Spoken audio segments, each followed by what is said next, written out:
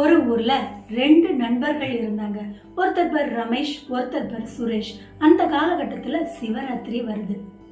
அப்ப ரமேஷ் சொல்றாரு, ஒரு இடத்துல ஆன்மீக சொற்பொழிவு நடக்குது சிவராத்திரி பற்றி, சிவத்தை பற்றி நிறைய சிந்தனைகள் சொல்வாங்க, நம்ம இறை சிந்தனையில சிந்திக்கலாம், வாடா அப்படின்னு கூப்பிடுறாரு. அதுக்கு சுரேஷ் சொல்றாரு, ஆடா போடா, சொன்ன கதையே சொல்லிட்டு இருப்பாங்க, இங்க ஒரு இடத்துல கேளிக்கைகள் நடக்குது, ஆடல் பாடல் நிகழ்ச்சிகள், இரவு ஃபுல்லா ஒரே கூத்தும் கும்மாளமுமா இருக்கும், நம்ம கேளிக்கையா இருக்கலாம், அங்க வாடா அப்படின்னு சொல்றான். கடைசியில ரெண்டு பேரும் தனித்தனி கருத்துக்கள் வைத்து தனித்தனி பாதைகள்ல போறாங்க.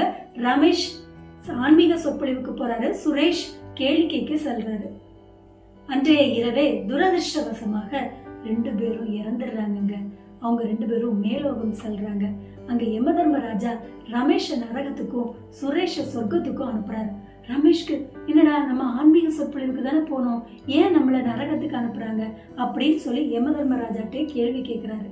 அதற்கு யமதர்மராஜா சொல்றாரு, நீ ஆன்மீக சொற்பொழிவுல இருந்தாலும் உனது சிந்தனை ஃபுல்லா நம்ம கேளிக்கைக்கு போயிருக்கலாமே, சுரேஷ் எவ்வளவு ஜாலியா இருந்திருப்பாரு அப்படின்னு நினைச்சேன்.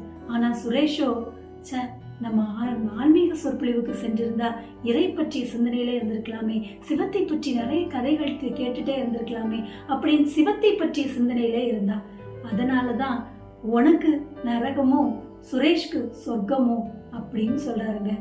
இது கதைங்க. நாம எங்க இருக்கிறோம் அப்படிங்கிறது முக்கியம் இல்ல, என்ன சிந்தனையில இருக்கிறோம் அப்படிங்கிறது தாங்க முக்கியம். அதனால் எப்போதுமே நல்ல எண்ணத்தோடு இருப்போம்.